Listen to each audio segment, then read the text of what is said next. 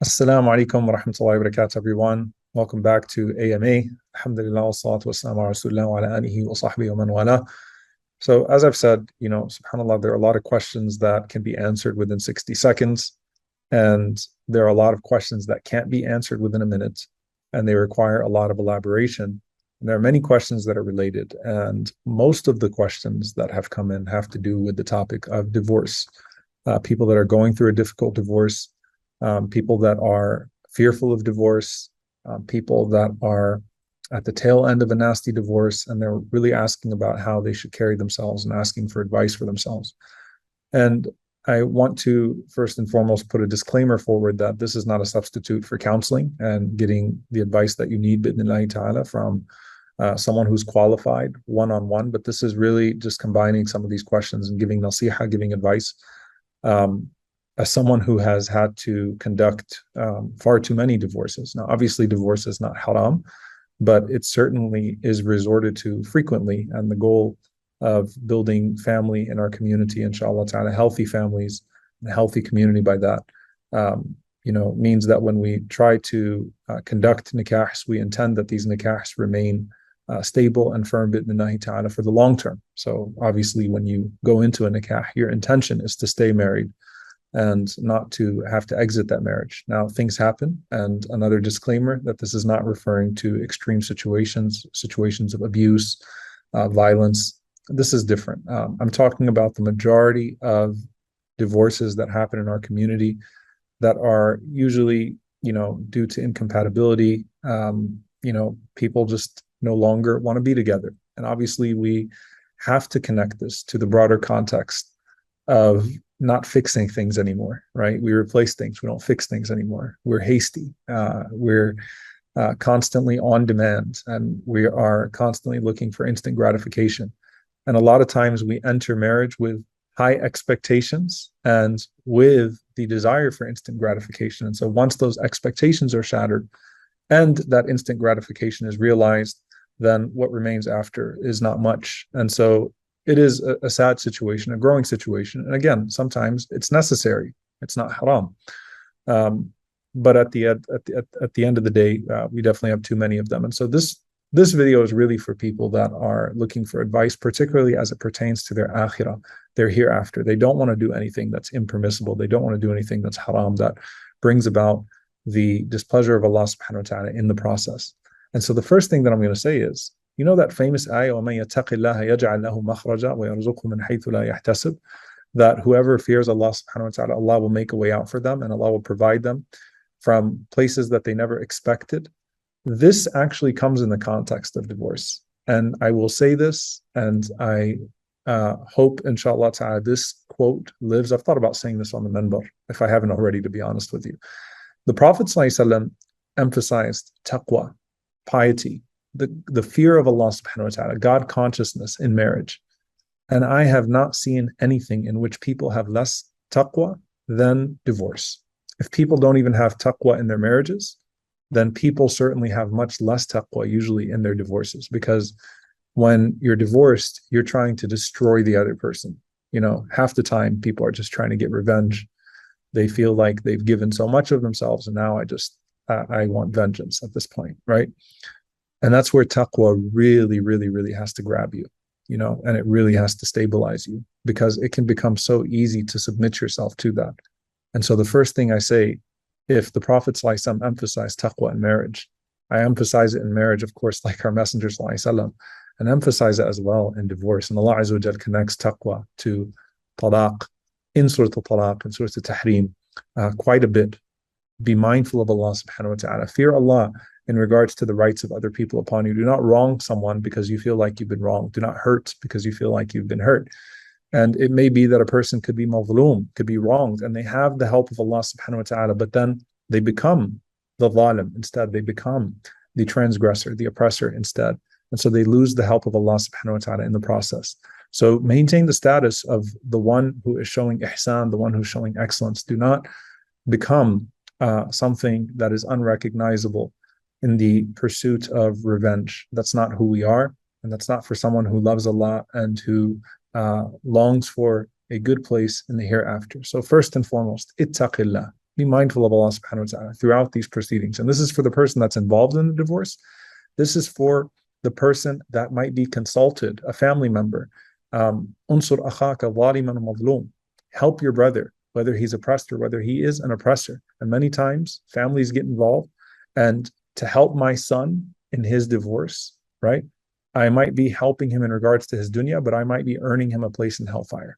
To help my daughter in regards to her divorce, I might be helping her in a dunyawi sense, or think that I'm supporting her as I need to from a worldly perspective. But if I'm supporting her in wrongdoing, I might be securing her place in the hellfire and also taking a share of that sin myself. We have to be people who put Allah Azza wa Jal before everything else, especially in these uncomfortable situations and these very unfortunate situations. When Allah subhanahu wa ta'ala says, do not let your hatred for a people cause you to swerve from justice. Allah ta'adilu, i'dilu, be just. And that is closer to taqwa. That's closer to God consciousness, closer to piety. So first and foremost, be mindful of Allah subhanahu wa ta'ala. If someone else does not have taqwa with you, that does not give you the license to not have taqwa with them. That's number one. Number two, haste is from the shaitan. Haste is from the shaitan. Al-ajalatu min ash-shaitan. Haste is from the devil. Ta'anni min Allah. And being very calculated about what you do is from Allah subhanahu wa ta'ala. The Prophet ﷺ warned us about speaking in haste. He warned us about saying words in haste, and especially in anger. As Ali radiallahu ta'ala anhu said, أَوَّلُهُ جُنُونَ وَآخِرُهُ نَدَمٌ, that the beginning of anger is insanity and the end of it is regret. Every single measure that we find from the Sunnah that relates to speaking is to speak carefully and be calculated with your speech. What then of something as consequential as divorce, as consequential as ending a relationship, sometimes a relationship that's lasted for years and where other people's lives are also at stake? Do not be hasty. Slow down. All of the measures of the Sunnah in regards to divorce. So, for example, not conducting the talaq during the menstrual cycle, during the hayd, waiting for an entire cycle before you issue a talaq, not just issuing it in the midst of an argument. And the Prophet ﷺ mentioned that, even in jest, not to use this word. It's a serious word. It is a serious decision to make. Slow things down. Abide by the Sharia process of proper consultation, proper counseling, proper arbitration, proper thought, proper introspection, trying to resolve your disagreements. Don't play with someone else's life like that, right? It may be that the other person is more vested in the marriage than you. Don't play with their lives like that, because again, that could come back to haunt you in your life and your hereafter. So slow down. Number three, do counseling, especially if kids are involved. You owe it to them. You owe it to yourselves, and you owe it to children as well to go through counseling. I've never seen anyone who, well, I don't want to say never. I've rarely seen people who believe that counseling will work before they actually do it. And if you don't go into counseling with the intention of resolving your issues, you're not going to resolve them, because it needs your intention. It needs your buy-in. It needs you being vested. But if there are other people's lives involved, especially, and just even if it's the other person that you're married to, you really owe it to them and to yourself to go through counseling and to go through the proper arbitration done if counseling fails, so that you don't wrong even as you go through with the dissolution. So take things easy, abide by the Sharia, abide by the laws here. Their iddah is there for a reason. Abide by their iddah properly. Very few people abide by their iddah properly. Go through the process. The process is meant to slow things down so that you can make the best decision in this regard.